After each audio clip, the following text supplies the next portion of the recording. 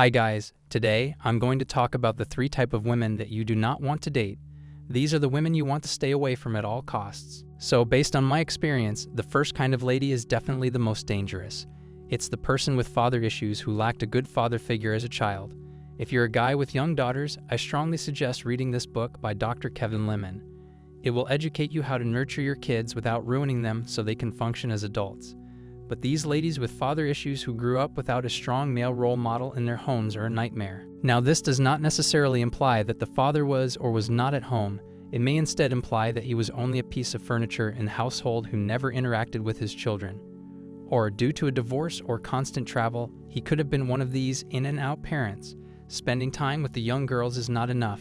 You also need to include them in activities and essentially show them how they may develop into strong, clever, and most importantly, emotionally healthy women. If you are the kind of guy that typically doesn't take bullshit from anyone, if you are powerful and an alpha man, you need a lady who will appreciate and admire these attributes.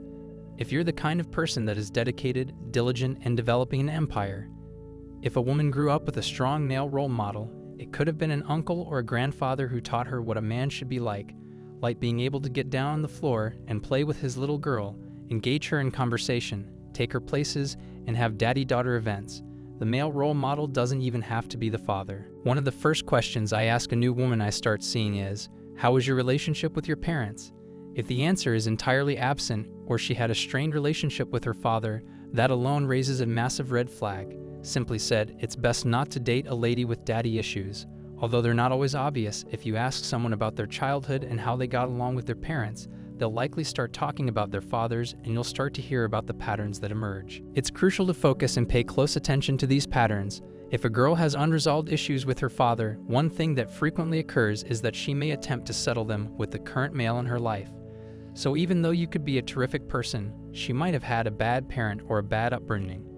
And she might want to make amends for those things via you, even though they don't actually need to be addressed, especially through you. Another possibility is that they won't generally value what you contribute to the table.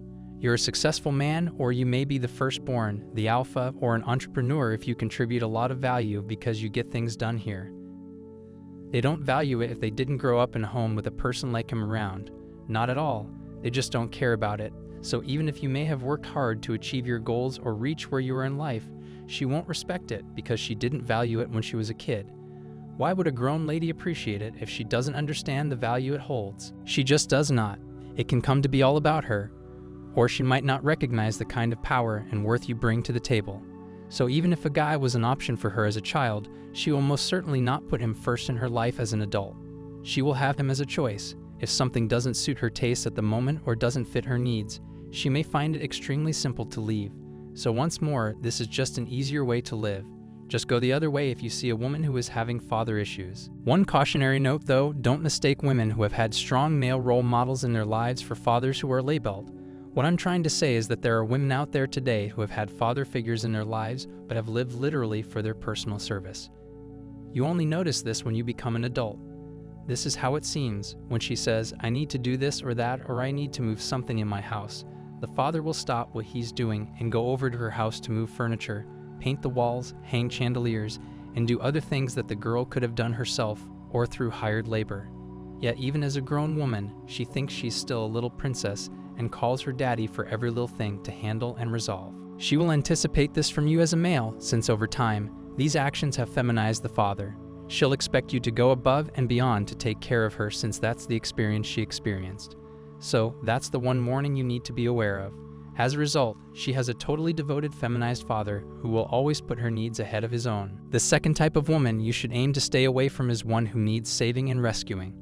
Women still want to be independent, or at least to appear independent, in today's environment, yet they still go through life picking and selecting what they should and shouldn't do.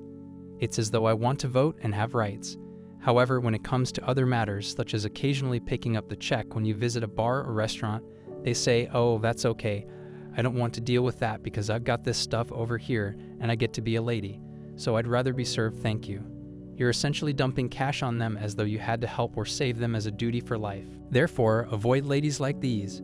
If they start talking about their relationships with other males they dated or begin asking for presents within the first month or so, they're only going to try to milk you dry. Singles may see this behavior. You know, things like that tell a lot about women and their personality, if they don't have money or if they never offered to pay the bill. It's better to avoid ladies who always feel the need to be saved and rescued, since they tend to be among the most self-centered people I've ever encountered. The third kind is the one that is constantly at odds with their ex-partners for money and child custody. Mothers have kids. Divorce and separation are commonplace in our society.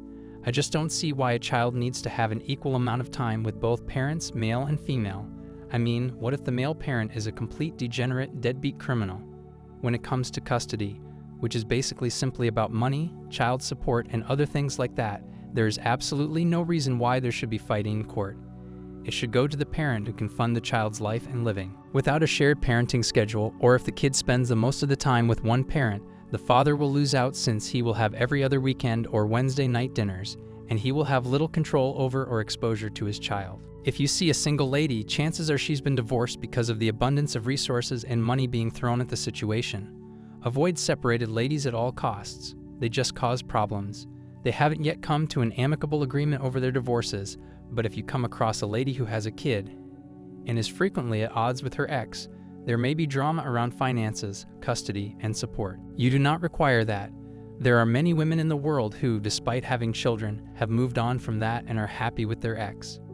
If there are children involved, they split parenting time. When does it leave you time to go out with her if she is always taking care of the kids?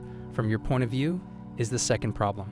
Never going to happen, or you'll end up being like the surrogate dad who thinks the children are his, but doesn't need to be supported since they belong to someone else.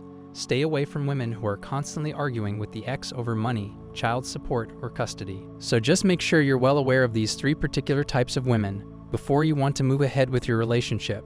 That's it for now. Thanks for tuning in, guys.